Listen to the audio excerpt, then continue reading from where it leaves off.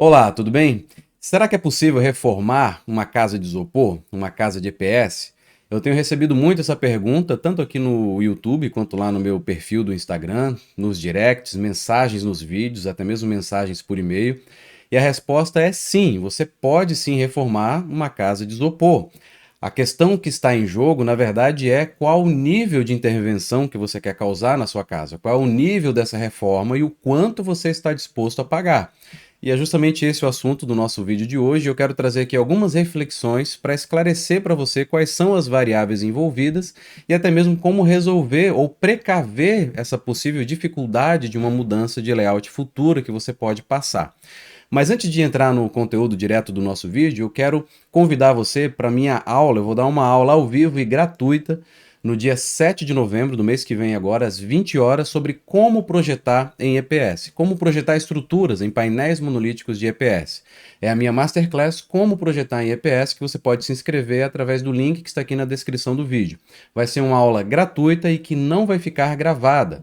Nesse aulão sobre cálculo estrutural em EPS, eu vou calcular uma edificação completa, mostrando para você todo o passo a passo, como que se calcula, qual é o fundamento normativo, como que se especifica os painéis monolíticos em EPS, a resistência mínima de projeto, a resistência da argamassa, o tipo de aço, bitola, resistência do aço, abertura da malha, e tudo isso eu vou tratar no dia 7 de novembro, início do mês que vem, às 20 horas. Então, não perca. E na sequência eu vou abrir também a próxima turma do Calculista Monolith. Mas ainda que você não tenha interesse de fazer um curso de projeto estrutural, participe dessa Masterclass, que vai ser um aulão com muito conteúdo que eu vou transmitir para você. Então é uma oportunidade gigantesca de você aprender bastante sobre cálculo estrutural em EPS e de maneira gratuita. Bom, entrando no conteúdo no nosso vídeo de hoje, é possível reformar em EPS, edificações em EPS. Mas antes disso, quero lançar a seguinte questão: por que que geralmente perguntam isso, né? Se é possível ou não reformar? Bom, basicamente porque o conceito estrutural de uma casa de EPS é o conceito de paredes estruturais. E nesse ponto se assemelha à alvenaria estrutural, a paredes de concreto, ao sistema ICF e assim por diante. As paredes é que são importantes. No caso do concreto armado, qual é a ideia base? A gente tem pilares, né, as colunas aqui, ó, e temos as vigas conectando, né, por cima esses pilares. E são as vigas que recebem, né, as cargas das lajes ou dos pavimentos superiores. E o que tem no meio do caminho aqui, entre os pilares e abaixo das vigas, são as paredes de tijolo. Então, em tese, você pode, dado uma possibilidade, um desejo de mudar o layout, fazer uma reforma, teoricamente você pode arrancar fora essa parede de tijolo porque ela não é estrutural. Por que que eu digo em tese? Porque a rigor o concreto armado é assim, você poderia tirar essa parede sem ter nenhum impacto na estrutura. Porém, grande parte das obras de concreto armado no Brasil não são executadas da maneira correta, como concreto armado. De modo que, muitas vezes, durante o processo de construção, de execução em concreto armado, muitas vezes a equipe de obra usa a própria alvenaria como forma da viga e dos pilares também. Então, ao invés de fazer toda a caixaria no contorno dos elementos estruturais, no contorno dos pilares e das vigas, eles acabam colocando, levantando as paredes primeiro, deixando ali os espaços para os pilares e usando formas somente nas duas faces que ficam expostas. E no caso das vigas, usando forma somente dos dois lados também. A parte inferior, o que é utilizado como forma é o tijolo. E aí já não é bem concreto armado esse sistema estrutural. É o que alguns têm chamado, na verdade, tem até código europeu sobre isso, de é uma espécie de alvenaria estrutural, alguns chamam de alvenaria armada, alvenaria conectada, ou uma estrutura mista de alvenaria de tijolos com concreto armado, porque acaba funcionando solidariamente, conjuntamente, porque o tijolo ali vai impedir que a viga deforme. Mas toda viga deforma. No concreto armado, a viga é verificada para deformações limites. Então, se ela está sendo impedida de deformar, é porque o tijolo está suportando esse carregamento que ela teria até atingir a deformação calculada. Então, nesses casos em que as obras são executadas nesse formato de tijolo servindo como forma para a estrutura de concreto armado, você até pode fazer isso daqui, né? Mas ao fazer essa retirada do tijolo, você vai gerar fissuras, vai gerar movimentação na sua estrutura e possivelmente algumas patologias, porque a obra foi executada de maneira inadequada.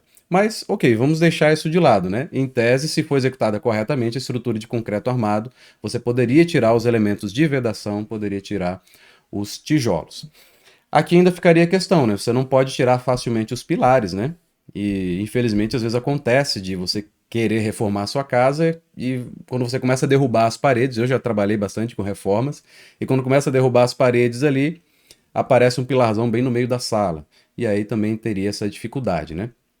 Como que acontece no caso do EPS? No caso do EPS é só a parede estrutural, né? Então a parede toda está suportando carga, não somente vigas e pilares. E aí nesse caso fica mais evidente que você não pode simplesmente tirar a parede, né? Porque daí perde-se realmente totalmente o apoio da laje. Então não, você não pode simplesmente retirar. Quais soluções são possíveis no caso do EPS? É possível você retirar completamente uma parede, seguindo mais ou menos o mesmo critério que a gente teria para retirar completamente os pilares. Então, eu posso tirar pilar. Qual é a condição? Desde que eu coloque, né, substitua o apoio, eu coloque apoio nesses dois pontos para essas vigas. Poderia colocar vigas nesse sentido perpendicular, poderia fazer outras estruturas de reforço, né, para substituir aquele apoio que os pilares estão dando para a viga. No caso do EPS, eu poderia fazer, trabalhar um conceito de abertura, eliminar a parede, mas deixar uma viga de EPS. Então poderia eliminar aqui, deixando aqui uma altura para a viga, e isso, claro, tudo calculado, tudo verificado para ver se realmente essa viga resistiria. Teria que deixar uns pilarzinhos de EPS também, né? Então poderia retirar algo assim, ou até retirar esses pilares de EPS, desde que arruma uma substituição para isso. Por isso que eu comecei esse vídeo mencionando, é possível reformar a depender de quanto você está disposto a gastar com isso, porque na engenharia acaba não sendo tanto uma questão de é possível ou não. É possível, a gente tem visto soluções cada vez mais mirabolantes para diversos casos, né? Mas o custo começa a ser cada vez mais elevado a depender dessa complexidade de alteração estrutural.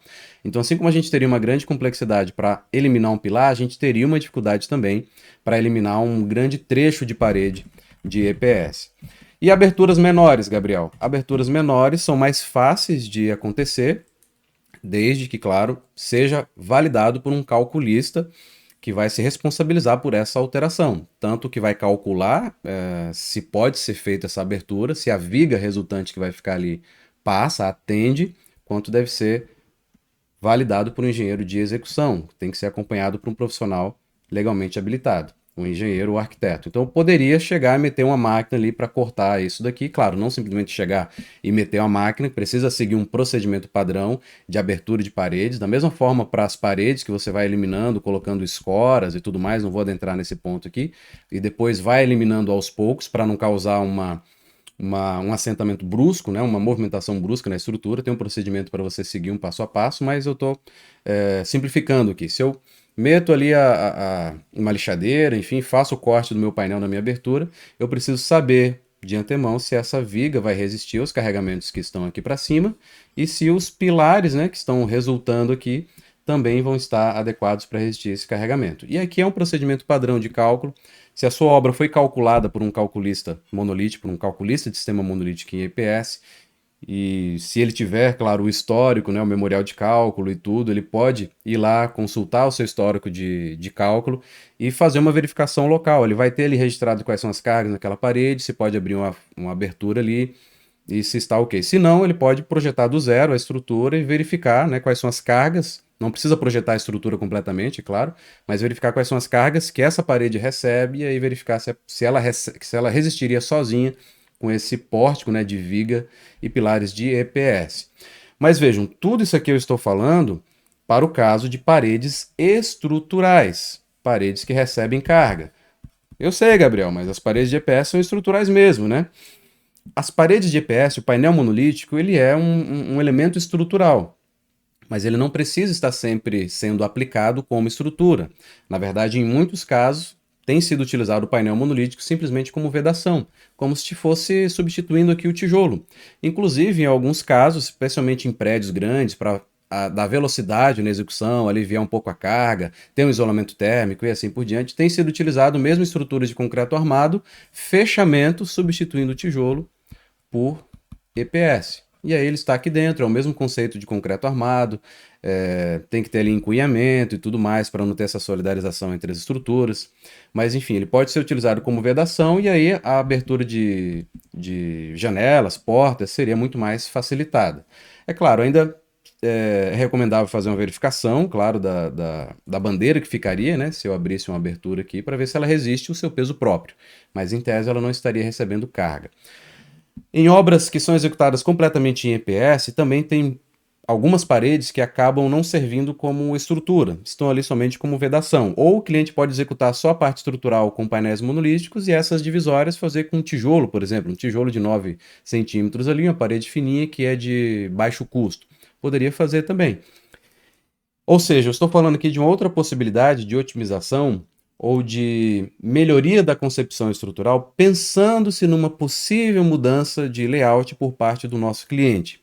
Então, nem todas as paredes de uma casa de EPS, de uma casa de isopor, precisam ser estruturais. Você pode, você calculista, você projetista, pensar já durante a elaboração da concepção do seu projeto, pensar em liberar o máximo de paredes o possível, ou seja, travar, engessar, tornar estrutural o mínimo de paredes possível, só aquelas realmente necessárias para resistir aos carregamentos. O que eu quero dizer com isso? Eu vou mostrar aqui um exemplo de um projeto que eu entreguei hoje, inclusive, para o meu cliente. E vou mostrar aqui um exemplo de detalhamento, ó, que é a parte de formas, né? Alguns chamam, eu coloco só paredes ou locação dos painéis monolíticos, onde eu geralmente deixo aqui em azul as paredes estruturais, tem até uma legenda aqui, ó. As paredes estruturais aqui em azul, as aberturas e as paredes não estruturais em marrom, e também se imprimir em preto e branco, elas estarão numa linha mais fina. Então veja só esse projeto, ó. Onde tem azul é que são paredes estruturais. Essas marrons aqui, ó, não são estruturais, pode se eliminar, derrubar sem problema nenhum. Então nos meus projetos eu procuro sempre deixar, quando possível, somente as paredes externas da edificação, mas quando o vão é muito grande, começa a encarecer a laje, tornar a obra mais complexa, eu começo a utilizar mais paredes. Quando as paredes que me resultam para o contraventamento da estrutura também acabam sendo insuficientes, eu acabo pegando uma parede a mais. Mas sempre parto desse princípio de deixar o máximo de paredes livres para o cliente poder reformar, mudar o layout e assim por diante. Então, vejo que nesse caso aqui, ó, tem várias paredes, principalmente essas paredes de suítes, né, da divisa entre o quarto e o banheiro, dá para deixar livre, pode mudar isso daí. Algumas que tem alguma integração de ambiente, sala, cozinha, mas que a princípio está fechada, deixa liberado aquilo dali, porque o cliente pode querer derrubar e unir os ambientes e assim por diante. Então, é possível fazer reforma no sistema monolítico em EPS? Sim. Em primeiro lugar, se o seu projeto estrutural previu essa possível mudança de layout, facilitando assim a execução da reforma, deixando paredes livres, não estruturais, ok, maravilha, basta avaliar o projeto estrutural, avaliar quais são as paredes não estruturais e se elas são suficientes para essa mudança de layout que você deseja. Aí você pode derrubar sem problema nenhum. Ah, não, são paredes estruturais que eu tenho aqui que eu quero derrubar. Então, a primeira coisa que você tem que fazer é contratar um calculista capacitado a calcular EPS, a fazer essas verificações.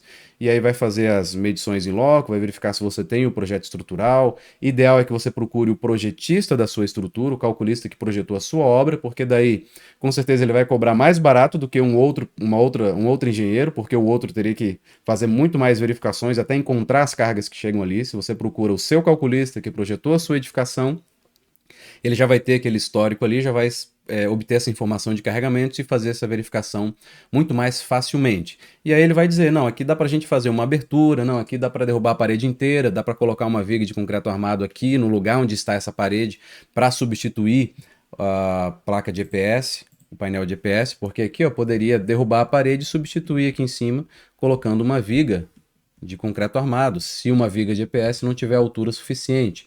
Porque uma viga de EPS, ela precisa, para resistir o mesmo carregamento de uma viga de concreto, ela precisa de mais altura.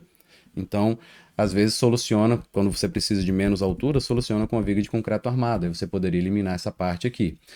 Ou seu engenheiro vai dizer, não, não dá para substituir assim completamente. Vamos fazer uma abertura e deixar um pórtico de EPS, viga e painéis, né, e pilares de EPS nas laterais também. Está bem? Mas tudo depende de quanto você está disposto a gastar, do quanto de informação você já tem ou você ainda tem do seu projeto estrutural, se o seu calculista tem essas informações. Se não, tem que começar uma avaliação do zero realmente com um calculista experiente no sistema monolítico e que saiba fazer essas verificações, se é possível derrubar, abrir uma abertura, qual o tamanho de viga que deixa, se precisa de um reforço estrutural mais complexo, ok? Espero ter esclarecido esse assunto e até o próximo vídeo.